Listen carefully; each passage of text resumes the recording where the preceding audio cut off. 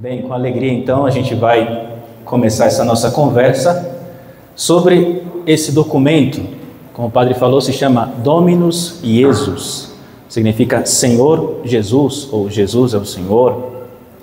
E o título que aí juntamente com o padre nós damos a essa palestra, essa breve conversa, é Um Documento Politicamente Incorreto. Tenho certeza que todos vocês sabem o que significa politicamente incorreto, mas eu queria começar sobretudo clarificando isso. O que significa dizer que algo é politicamente incorreto?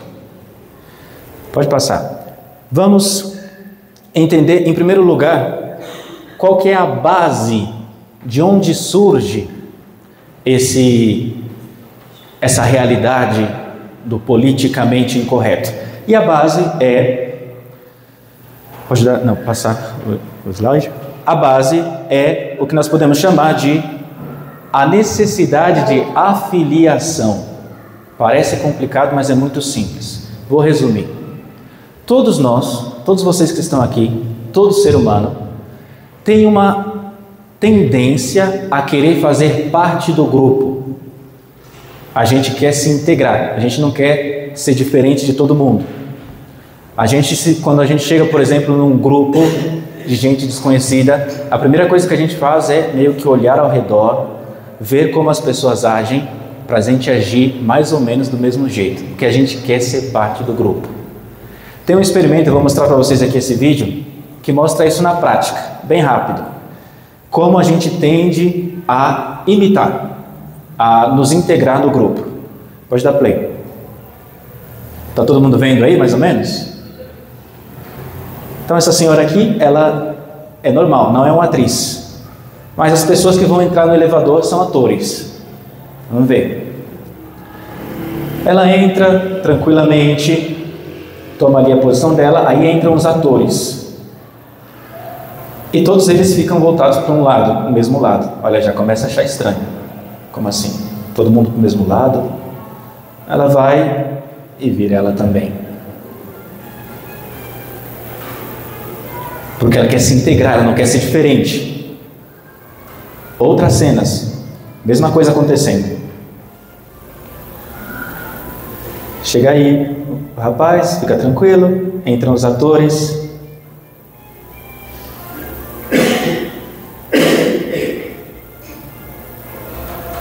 Começa a achar estranho.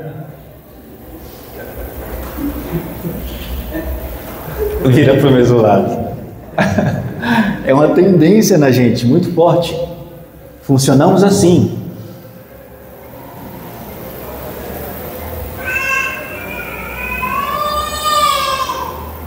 Esse para mim é o mais engraçado, porque você vê que ele realmente tem essa tendência muito forte. Olha só. Entre os atores.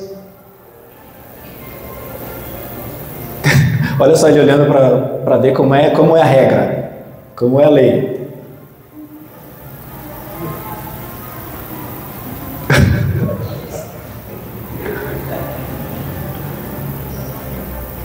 Virou. Agora olha só.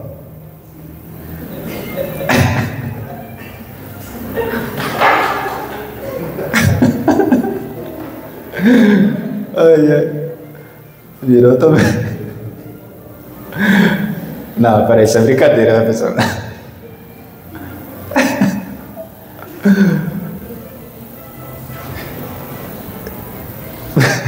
Vejam, essa tendência é muito forte na gente. É o que a gente pode chamar de necessidade de afiliação. Pode dar pausa. Que é justamente isso. A gente quer ser como a maioria. Ninguém quer se excluir. Ninguém quer ser muito diferente. É como se no ambiente, em qualquer ambiente que você for, existe uma espécie de lei implícita. Uma lei silenciosa. Ninguém falou, ninguém publicou essa lei, mas você sente no ar que essa é a tendência, esse é o caminho. E para você violar, desobedecer essa lei, quando você desobedece, viola essa lei, você está fazendo algo que é meio politicamente incorreto. Pode passar.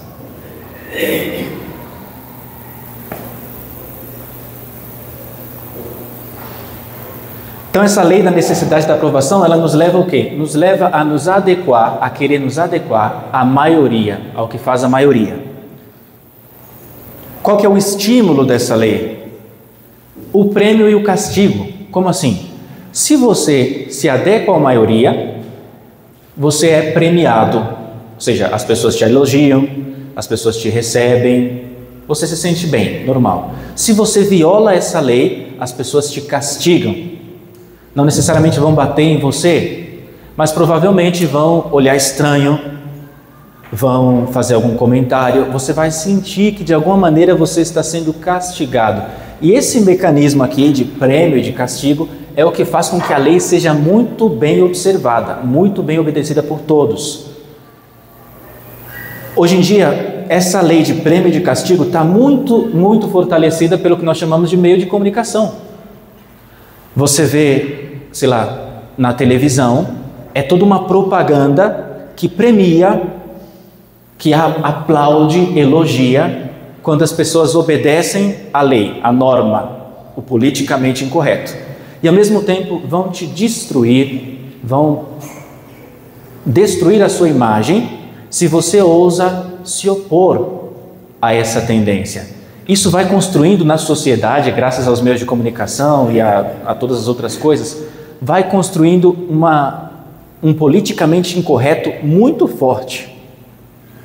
Nós, sem nos darmos conta, estamos muito pressionados a fazer umas coisas e a não fazer outras, porque a gente sabe que vai soar mal, vai ser politicamente incorreto. O resultado qual é então? A padronização do comportamento e do pensamento, ou seja, todo mundo pensa do mesmo jeito, todo mundo faz as mesmas coisas. É assim que surge o politicamente incorreto. Pois bem, vamos dar um exemplo aqui de duas frases que são politicamente incorretas na nossa sociedade, na nossa cultura atual. Imagine se eu chego na televisão e digo o seguinte: infelizmente, o número de homossexuais tem aumentado. Se eu falo uma frase como essa, na escola, na universidade, sei lá, tem um debate na sua universidade, e você vai lá e fala: infelizmente, o número de homossexuais tem aumentado. Ou no seu trabalho, as pessoas vão olhar assim para você, castigando já com o olhar. Como assim, infelizmente? Porque está no ar, está no ambiente, que a gente tem que tratar essas coisas com o que eles iriam dizer: tolerância, abertura de mente. Isso de categorizar como ruim, como mal, isso é antiquado, é a lei que está. É ou não é verdade?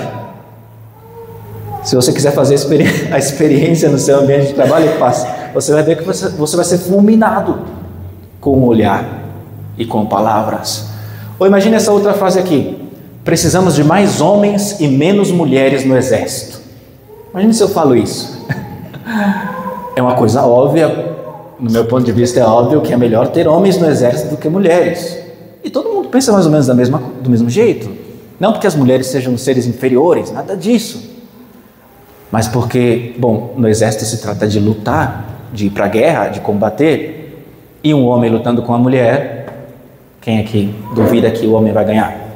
Então é melhor que existam mais homens e menos mulheres no exército. Mas se você falar isso, já vão te fulminar com o olhar. Que pensamento machista, vamos falar. É politicamente incorreto dizer isso. Alguém duvida? Está claro, não é?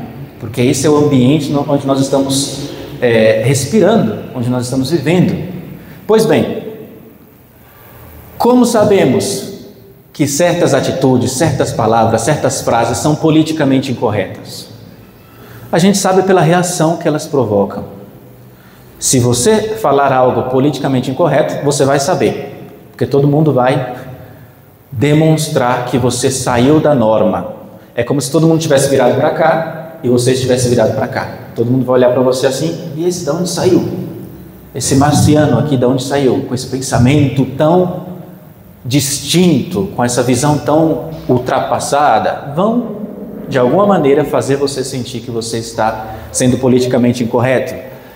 vão manifestar para você várias formas de ódio, rotulações, vamos falar machista, fascista, racista, fundamentalista, palavras que a gente nem sabe bem o que significa, mas elas servem para descrever muito bem uma pessoa que está saindo do politicamente incorreto. Você é um atrasado, vamos colocar um rótulo, e esse rótulo está cheio de emoções de ódio, de aversão, por algo que destoa da maioria. Pois bem, nosso título então é que esse documento da Dominus Iesus é um documento politicamente incorreto, justamente porque foi isso que aconteceu quando, no ano 2000, o Papa São João Paulo II publicou esse documento. São só 23 parágrafos, uma coisa muito pequena, mas isso causou uma guerra, um ódio que vocês não imaginam. Causou reações assim de fúria por parte do mundo e por parte de certos setores da igreja, porque o que São João Paulo II falou ali, juntamente com o cardeal Ratzinger, Bento XVI, que na época era o prefeito da Congregação para a Doutrina da Fé, o que eles falaram nesse documento causou uma reviravolta, foi algo terrível. Vamos ver um pouquinho as reações. Antes de eu mostrar para vocês o conteúdo, eu quero que vocês vejam as reações, porque vocês vão se dar conta, caramba, foi realmente algo terrível que eles falaram, algo politicamente incorreto. Vamos ver o que foi, as reações. Primeiro, vamos para algumas manchetes do jornal. O que os jornais publicaram no dia seguinte à publicação desse documento? Saiu, por exemplo, em um dos jornais: a igreja fecha as portas ao diálogo. A igreja já não quer mais conversar com ninguém. Se fechou em si mesma, fechou as portas ao diálogo, voltou para os tempos anteriores ao Concílio Vaticano II. Outra manchete: os mea culpa do Papa eram só teatro. O que é que significa isso aqui? Mea culpa é essa parte do rito penitencial, do confesso, quando a gente fala por minha culpa, minha tão grande culpa. Isso se chama mea culpa. Estão falando aqui, os pedidos de perdão do Papa eram só teatro. Porque o Papa João Paulo II, um pouco antes, na entrada do terceiro milênio, ali pelos anos 2000, o Papa tinha saído para pedir perdão pelos abusos, pecados dos membros da igreja no passado. Então tinha sido um rebuliço, tinha sido uma coisa bem chocante, bem emocionante, o Papa São João Paulo II reconhecendo os erros de muitos membros da igreja, como muitos bispos, padres e até papas no passado tinham cometido injustiças. Então o Papa saiu para pedir perdão por isso, como para fomentar esse diálogo com o mundo. Então estava todo mundo bastante admirado e entusiasmado, só que aí depois o Papa publicou esse documento. Aí eles falaram, não, esse pedido de perdão era só teatro.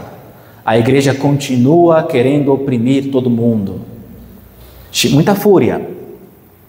Outra, Wojtyla é o nome do Papa São João Paulo II, né? Ele se chama Wojtyla.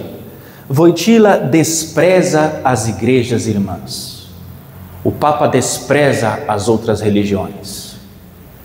Outra, agora reações de teólogos, ou seja, de gente dentro da igreja que tem a função de aprofundar o conteúdo da fé, de estudar. 73 deles, 73 teólogos, liderados por esses aí, que são gente muito famosa, Hans Kung, João Sobrino e um brasileiro, Leonardo Boff, talvez vocês já tenham escutado falar. Leonardo Boff, um teólogo muito renomado, muito estudado aqui no Brasil, era padre, deixou o sacerdócio, é um dos pais da teologia da libertação, né?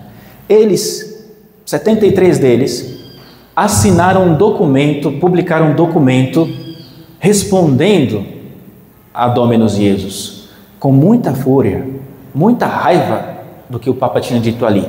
Tem um trecho aqui para a gente ver. Olha só o que diz Leonardo Boff, falando sempre do documento da Dominus Iesus. Verdadeiras punhaladas no peito dos destinatários. Ou seja, como se o Papa tivesse com esse documento cravado uma faca no peito dos destinatários do documento. Expressão suprema do totalitarismo, ou seja, o Papa é um ditador, um opressor, e esse documento só manifesta que o Papa pensa que ele é Deus, está oprimindo todo mundo. Como se chegou a tal sistema totalitário, ao humanismo, que causa tantas vítimas e que produz um discurso de exclusão, discurso de desespero. Foi uma reação terrível da parte de todos eles. Dá para ver então que se trata de um documento politicamente incorreto. O que quer que o Papa tenha falado ali foi politicamente incorreto. Ou seja, feriu a sensibilidade do mundo e desses teólogos. É mais ou menos como falar para uma feminista que a vocação mais sublime da mulher é a maternidade. É como para ela é uma punhalada no peito. Como assim? Discurso machista e fundamentalista? Ou como falar para uma comunidade LGBT que a única relação natural é entre homem e mulher. Vão te odiar, porque esse discurso vai contra a maneira como eles veem o mundo. Vamos ver então agora já o conteúdo do documento. O que foi que o Papa falou ali que foi tão forte para eles? Bom, tem 3 temas principais nesse documento. Primeiro, Cristo. O Papa vai falar algo muito claramente sobre Cristo, sobre Nosso Senhor. Em segundo lugar, ele vai falar sobre a igreja. Algo muito claro, muito profundo sobre a Igreja Católica. E, por último, ele vai falar sem papas na língua, sem respeito humano, algo sobre as outras religiões. Esses são os 3 temas principais nesse documento. Vamos lá, Cristo, em primeiro lugar. O que é que esse documento fala sobre ele? Em primeiro lugar, fala que Cristo se distingue totalmente de todos os outros líderes religiosos. Não é a mesma coisa Cristo que Buda, que Gandhi, não é a mesma coisa que Cristo que, sei lá, qualquer outro fundador de outra religião. O Papa já coloca uma diferença muito grande, muito clara. Não estamos falando da mesma coisa. Porque Cristo não é só um homem sábio, um homem virtuoso. Cristo é também Deus. Cristo tem uma única pessoa, uma única personalidade. E essa personalidade de Cristo é divina. Ele é o Verbo de Deus, é o Filho de Deus, que assumiu uma natureza humana. Gandhi, por exemplo, ou Buda. Buda é simplesmente um homem que nasceu, que começou a existir quando ele foi concebido ali no útero da mãe dele. Uma pessoa humana como todos nós. Cristo não. Ele não começou a existir quando ele foi concebido pela Virgem Maria. Ele já existia eternamente na sua personalidade divina. Só que no dia em que ele foi concebido ali por obra do Espírito Santo, na Anunciação, aquele dia foi só o dia em que essa pessoa divina assumiu, tomou uma natureza humana para si. Isso faz dele um caso único na história. Ele é a única natureza humana que tem uma pessoa divina. Você, por exemplo, você tem uma natureza humana e uma pessoa humana. As nossas naturezas, por exemplo, são a mesma. Nós somos pessoas humanas, nós somos naturezas humanas, somos seres humanos. E a nossa personalidade, que é distinta, eu sou o Valdinei, você é o João, você é o Pablo, personalidades distintas, mas todas personalidades humanas, que começaram a existir no tempo. Cristo não. Cristo tem uma natureza humana que sim começou a existir, quando foi formada ali no ventre, no útero puríssimo da Virgem Maria, mas a sua personalidade, a sua pessoa, existia desde toda a eternidade. É o Verbo de Deus. E isso faz de Cristo algo único. Algo único. Ele é Deus verdadeiro de Deus verdadeiro, como diz o creio niceno-constantinopolitano. Então essa é a primeira coisa que o documento reafirma e diz assim: a igualdade com as outras religiões, a gente fala assim, não, para que a gente discuta, converse com as outras religiões, a gente tem que assumir que todos nós somos iguais. Em certo sentido sim, e em certo sentido não. A igualdade que existe entre todos nós, todas as religiões, que é um pressuposto do diálogo, essa igualdade se refere à dignidade das pessoas. Ou seja, nós não somos melhores que os hindus, não somos melhores que os muçulmanos, todos nós somos pessoas humanas. Mas essa igualdade não se refere aos conteúdos doutrinais e muito menos a Jesus Cristo, que é o próprio Deus feito homem, em relação aos fundadores de outras religiões. Ou seja, esse discurso de todos os fundadores das religiões são iguais, isso é mentira. Porque nenhum deles afirma que é Deus. Gandhi não fala que ele é Deus. Buda não fala que ele é Deus. E se existisse algum que fala, nenhum provou que é Deus. Mas Cristo falou: eu e o Pai somos um. Antes de que Abraão existisse, eu sou. Cristo afirmou que é Deus e Cristo provou que é Deus com seus milagres, especialmente com o milagre dos milagres, que é a sua ressurreição ao terceiro dia. Isso faz com que a fé seja muito clara. Cristo não é mais um entre os fundadores de religiões. Cristo é Deus. Próxima coisa que diz esse documento sobre Cristo. Diz que Cristo é o único Salvador de todos. E se a gente parar para pensar, isso é só uma consequência de quem Ele é. Se Cristo é o único que é Deus, ninguém pode fazer o que Ele faz. Buda pode te ensinar algumas técnicas de concentração, algumas técnicas de meditação, tem seu valor, mas Buda não pode se conectar com você aqui agora, porque Buda morreu. Buda foi uma pessoa que existiu e morreu. Buda não pode oferecer a sua vida em resgate por você. Ele nem conhecia você e no final das contas a vida dele tem o mesmo valor que a sua vida, porque são vidas humanas. Mas Cristo, como Ele é Deus também, a sua vida tem um valor único. As suas ações têm um valor único. E Cristo pode se oferecer em sacrifício com um sacrifício que realmente tem valor salvador para todos os homens de todos os tempos, presentes, passados e futuros. É isso que o documento está falando aqui. Ele é o único salvador de todos. Porque naquela época e ainda hoje tinha gente falando o seguinte: bom, Cristo é o salvador para os cristãos. Para os hindus, o salvador é outro. Para os muçulmanos, o Salvador é outro. Não, diz Cristo, diz a igreja. Cristo é o Salvador de todos. Já vem como é politicamente incorreto. Depois, se fala sobre Cristo. A obra do Espírito Santo, nesse documento, a obra do Espírito Santo é inseparável de Cristo.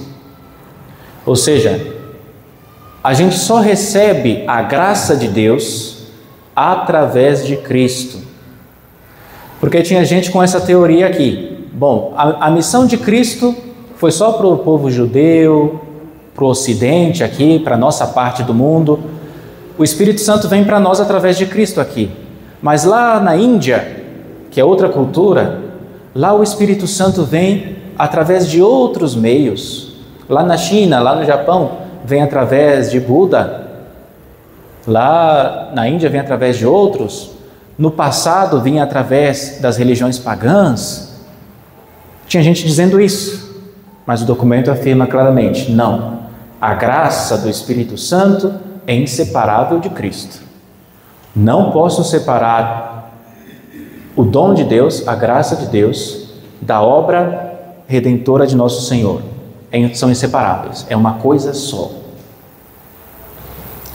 Isso sobre Cristo, em síntese, o que se afirma. Cristo é Deus e homem verdadeiro. Cristo é Salvador de todos e só Ele comunica a graça do Espírito Santo. Sobre a igreja, o que se dizia? Em primeiro lugar, a igreja de Cristo é única e subsiste na igreja católica. Essa aqui foi talvez a frase que mais deu problema, o ensinamento que mais deu problema. Falar que só existe uma igreja de Cristo, não 50 mil, como existem no Brasil, denominações protestantes. Não, existe somente uma igreja de Cristo. Cristo fundou uma só igreja.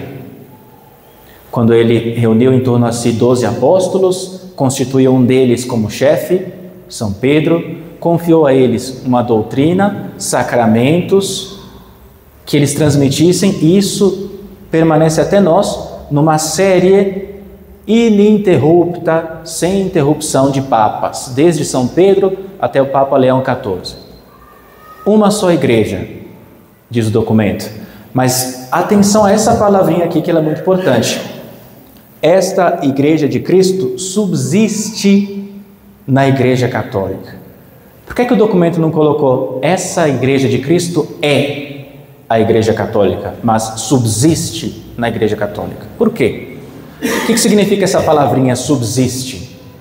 Ela é muito importante. Subsiste quer dizer assim, que a igreja de Cristo está em plenitude na igreja católica. Ou seja, todas as riquezas que Cristo deu à sua igreja só estão na igreja católica. Mas nas outras igrejas tem certos elementos da igreja de Cristo. Se você vai, por exemplo, na igreja ortodoxa, a igreja ortodoxa foi um cisma que aconteceu lá, uma separação da igreja católica que aconteceu lá no século 9, mais ou menos, quando lá no Oriente um grupo não quis reconhecer a autoridade do Papa, não quis mais estar unido ao Papa, mas eles continuaram com o sacramento da ordem, ou seja, tem padres validamente ordenados, a Eucaristia é celebrada ali validamente, conservam-se a Eucaristia, conserva-se o batismo, o matrimônio, a doutrina fundamentalmente é a mesma, ou seja, tem muitos elementos da Igreja Católica ali, não se perdeu tudo. Então a Igreja Católica, a Igreja de Cristo, está ali imperfeitamente, ou seja, não é que eles não têm nada, tem algo da Igreja Católica. Nos protestantes, por exemplo, o simples fato de que os protestantes conservem a Sagrada Escritura, ainda que tiraram alguns livros, ainda que interpretem mal, esse elemento da palavra de Deus que está ali presente é um elemento da Igreja de Cristo. Cristo deixou sua palavra à Igreja. Então tem algo da Igreja de Cristo ali. Os protestantes, por exemplo, muitas igrejas protestantes batizam validamente. Eu te batizo em nome do Pai, do Filho e do Espírito Santo, com a intenção de fazer o que faz a igreja. Então o sacramento realmente existe ali. Isso é um elemento da Igreja de Cristo. Mas falta tanto ali. Não está plenamente a Igreja de Cristo, está só em parte. É isso que está dizendo o documento aqui. Que todos os meios de salvação só se encontram todos juntos na Igreja Católica. Os 7 sacramentos, o magistério, a Sagrada Escritura, a tradição, mas em outras denominações existem elementos, existem pequenos raios da Igreja Católica. É como se a Igreja fosse o Sol e parte da luz do Sol existe em outros lugares, mas a plenitude da luz do Sol só existe no Sol. É mais ou menos isso que o documento está dizendo aqui.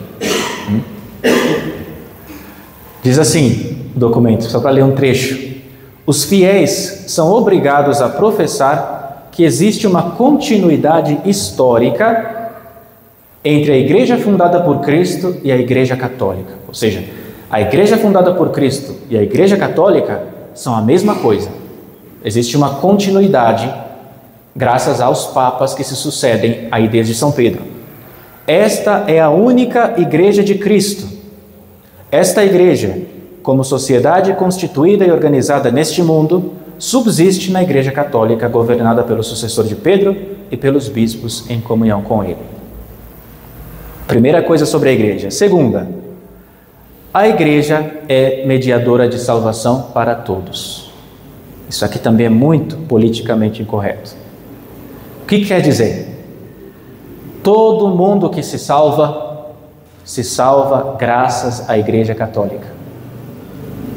Se um protestante se salva, ele não se salva porque é protestante, mas sim porque na denominação protestante dele existem elementos salvíficos da igreja católica. Por exemplo, ele se salva graças ao batismo, e o batismo é da igreja. Ele se salva graças ao conhecimento que ele tem de Cristo, a adesão a Cristo, que ele lhe fez pedir perdão e receber a graça. Tudo isso através da igreja católica. Ninguém entra no céu senão graças a Cristo e ao corpo místico de Cristo, que é a igreja. É isso que está dizendo aqui. Se um muçulmano se salva, e pode se salvar um muçulmano de boa consciência, que está na sua religião simplesmente por ignorância, pode se salvar com certeza. Se ele se salva, não é porque é muçulmano, é graças a Cristo e à igreja de Cristo, que é Cristo mesmo. Se salva um ortodoxo, não é graças à igreja ortodoxa, mas graças à união que existe entre ele e a igreja católica. O que se está dizendo aqui é que quem pertence à igreja, quem pertence à igreja católica? Não simplesmente os que estão visivelmente na igreja, mas todos aqueles que estão unidos a Cristo de verdade, todos aqueles que estão em graça, na mesma medida em que estão em graça, estão dentro da igreja católica. É essa a doutrina de fundo. Pode existir uma pessoa lá no deserto do Saara, que nunca ouviu falar de Jesus Cristo, mas que busca a Deus com consciência reta, e ainda que ela não saiba, ela pode estar dentro da igreja católica, por meios que só Deus sabe. É isso que se está dizendo aqui. Diz assim o texto: assim, e em relação com a unicidade e universalidade da mediação salvífica de Jesus Cristo, deve-se crer firmemente como verdade de fé católica a unicidade da igreja por ele fundada. Como existe um só Cristo, também existe um só seu corpo e uma só sua esposa, a igreja católica apostólica romana. E finalmente sobre a igreja, o reino de Deus, o reino de Cristo e a igreja são inseparáveis.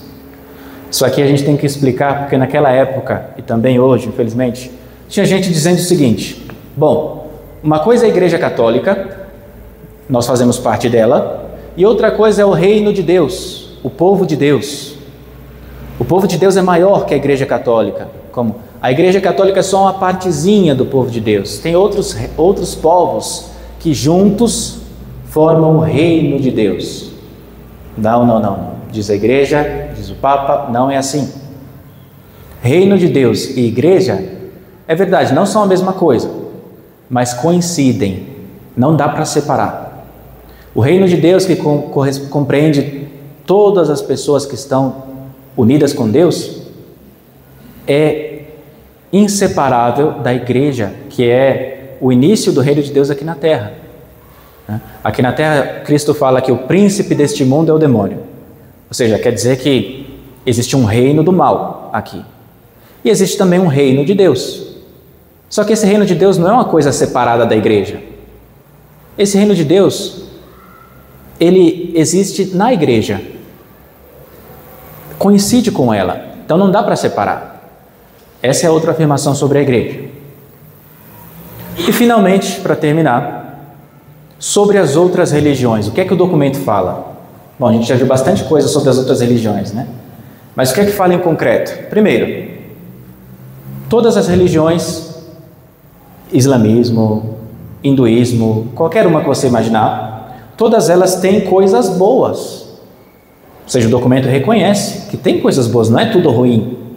Sei lá, quando no hindu, no budismo, se fala desse esforço de se liberar da opressão, do domínio dos desejos. Sei lá, você tem que mortificar seus desejos, se libertar dessa sede desordenada de prazer, de poder. Isso é bom. Tem coisas boas. Mas essas coisas boas que existem ali não são salvíficas. Ou seja, elas não têm a força de te salvar. Elas não têm a força de produzir a graça de Deus em você. Podem te ajudar a ser um ser humano melhor. Mas a religião não busca fazer seres humanos simplesmente. O cristianismo não é isso. Nós não somos um bando de filósofos aqui tentando ser bons cidadãos. Nós somos filhos de Deus pela graça. Ou seja, nós recebemos uma natureza divina, algo muito mais. Isso é salvação. A gente espera, depois dessa vida, entrar no céu, na vida da Santíssima Trindade, algo que é sobrenatural. Está acima de nós. A gente espera ver Deus face a face e não simplesmente ser mais equilibrados, ser mais gentis. Não é isso. Isso é uma coisa boa, mas isso não é salvação. É o que está falando a igreja aqui. Tem elementos bons, mas não são salvíficas. Diz assim: não há dúvida que as diversas tradições religiosas contêm e oferecem elementos de religiosidade que procedem de Deus. Tem sementes de verdade ali, coisas dignas de apreço. Não se lhes pode, porém, atribuir a origem divina, nem a eficácia salvífica ex opere operato. Que é isso? Termo técnico aqui. Ou seja, eu não posso atribuir para, sei lá, um rito muçulmano a eficácia objetiva, a eficácia real que um sacramento como a Eucaristia tem. Por exemplo, quando você comunga em graça e bem, a comunhão por si mesma produz frutos de salvação em você. Não é que você tem que pensar positivo, não é que você tem que, sei lá, fazer não sei o que para que funcione, não. A comunhão é eficaz por si mesma. Nenhum rito é assim, nenhum rito pagão. Nenhum rito pagão é eficaz por si mesmo como o batismo. O batismo realmente te purifica dos seus pecados. Não é psicologia barata, não é um alívio, uma sensação boa, senão que é uma transformação real, objetiva. E o documento está falando, nenhum rito pagão faz isso. Nenhum rito pagão comunica salvação, comunica graça. Por outro lado, não se pode ignorar que certos ritos, isso aqui é outra coisa importante, não se pode ignorar que certos ritos, enquanto dependentes da superstição ou de outros erros, são mais propriamente um obstáculo à salvação. Você vai, por exemplo, lá nas aldeias indígenas, e você vê lá, eles têm a religião deles, com certos ritos de sacrifícios, humanos inclusive. Isso não somente não santifica, senão que é um obstáculo para a salvação, que te leva ao pecado. Isso faz mal. Ou seja, não somente aquela religião ali não ajuda a se salvar, mas ela ajuda a se perder. É o que está falando o documento aqui. É mal em si mesmo.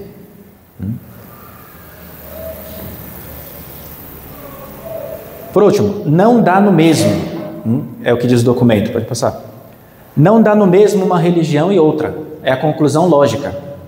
Se é assim, se a plenitude da salvação está na Igreja Católica e as outras, ainda que tenham coisas boas, algumas coisas até salvíficas, se é uma religião cristã, como, sei lá, o batismo, a Eucaristia, ainda que sejam boas, não dá no mesmo pertencer a uma religião ou a outra, porque elas oferecem meios diferentes. É mais ou menos assim, imagina que você vai fazer uma cirurgia, um transplante de coração. Tem um hospital perfeito, com os melhores médicos, os melhores equipamentos, e tem uma enfermaria, a UBS aí, com 2 estagiários e uma tesoura. Não dá no mesmo. Você sabe que se você quer, é melhor para você, para o seu transplante, ir no melhor hospital, porque lá eles têm mais meios. Assim também, não dá no mesmo pertencer a uma religião muçulmana e pertencer à Igreja Católica, porque na Igreja Católica você tem os meios, a plenitude dos meios para receber a graça de Deus, é o que se está falando aqui. Diz assim, e são palavras fortes essas: se é verdade que os adeptos das outras religiões podem receber a graça divina, ou seja, é verdade, você pode se salvar sendo muçulmano, pode se salvar sendo hindu, é possível que um hindu de boa vontade, de boa consciência, que está ali por ignorância, se salve. Também é verdade que objetivamente se encontram numa situação gravemente deficitária se comparada com a daqueles que na igreja têm a plenitude dos meios da salvação. Em outras palavras, se você compara a situação de um muçulmano, ainda que esteja de boa consciência ali, e a situação de um católico, a do muçulmano é gravemente deficitária, ou seja, é muito pior objetivamente a situação dele. O Papa Bento XVI dá um exemplo muito claro. Imagine que você está numa tempestade em alto mar. Você está num navio, num super navio de última geração, e tem uma pessoa lá abraçada num tronco na água. A pessoa que está abraçada num tronco pode se salvar. Pode ser que ela fique abraçada ali até chegar numa ilha e se salve. Mas não há dúvida que a sua situação é bem melhor, porque você está com toda a segurança, todo o respaldo daquele navio. Entende? É isso que o documento está falando aqui. Por último, os livros das outras religiões não são inspirados. Ou seja, não é a mesma coisa a palavra de Deus, a Bíblia, que não tem um autor humano, um autor divino, é o Espírito Santo mesmo que escreveu através dos autores humanos. Não é a mesma coisa a Bíblia do que o Alcorão, que é o livro dos muçulmanos, ou a Bíblia, sei lá, com qualquer outro pergaminho ou escrito antigo. Aqueles escritos são sabedoria humana, enquanto que a Sagrada Escritura é revelação divina. Essa é a nossa fé, ou seja, foram inspirados pelo Espírito Santo de maneira totalmente distinta. Isso faz parte da nossa fé. Pois bem, por que é que tudo isso então soou tão mal para o mundo? Fica fácil de entender. Por que é que causou tanto ódio? Poucas palavras, porque o nosso mundo está caracterizado por isso aqui: relativismo religioso. Já estamos terminando com isso. O que significa relativismo religioso? Relativismo, tanto faz quanto tanto fez. É tudo igual. Não existe verdade objetiva. Isso é a doutrina do relativismo. Então, você tem a sua verdade, eu tenho a minha verdade, ela tem a verdade dela, cada um tem a sua verdade. Isso é relativismo. Não existe nada objetivo, não existe uma verdade para todo mundo. Cada um pode construir a sua, faça a sua medida. É esse o relativismo. Então, por exemplo, se você acha que o protestantismo é bom, é bom. Se você acha que é o catolicismo, também é bom. Se você acha que é o hinduísmo, também está certo. Cada um constrói do jeito que quiser. É fácil ver que o nosso mundo está marcado por isso. Nós, nas missões populares, quando a gente vai visitando casas, você cansa de escutar as pessoas falarem: não, mas tudo bem, eu gosto disso aí, eu não sou católico não, mas não é placa de igreja que salva, o importante é acreditar em Deus, é tudo igual, tanto faz. Relativismo. A religião é entendida como algo subjetivo e não como uma realidade objetiva. Vou explicar isso aqui. Pode passar mais uma. Imagine só, vou dar um exemplo do que é realidade objetiva. Um gosto, por exemplo. Quem aqui gosta de mousse de maracujá? Levanta a mão. Tem gente que não levantou, tem gente que não gosta. E não é que está errado, que é subjetivo. Quem gosta, gosta, quem não gosta, não gosta, digamos. Não é igual para todo mundo, cada um tem mais ou menos, cada um tem um paladar, né? Cada um tem experiências. Talvez o primeiro mousse de maracujá que você comeu estava ruim e você já se fechou para todos os outros. Ou seja, é subjetivo, não é um problema. Mas agora, se eu pergunto para vocês, 2 mais 2 é 4 ou é 5? Se alguém levanta a mão e fala que é 5, me desculpe, mas você está errado. 2 mais 2 são 4. Aqui a realidade é objetiva. Se eu falo assim, sei lá, esse Joãozinho aqui, Joãozinho que está aqui na minha frente, imagina o Joãozinho aqui. Joãozinho é homem ou é mulher? Se o Joãozinho fala, não, eu sou mulher. Me desculpe, Joãozinho, não, você está errado, você é homem. Fisicamente você é homem. Porque a realidade nesse caso é objetiva, não é subjetiva. O que acontece é que nos nossos tempos a tendência é entender a religião como se fosse uma questão de gosto, como se fosse mais ou menos um mousse de maracujá. Você gosta? Tá bom. Você não gosta? Tá bom também. E não é assim. Não é assim pelo fato de que Deus não é assim. Deus não é uma criação da nossa mente.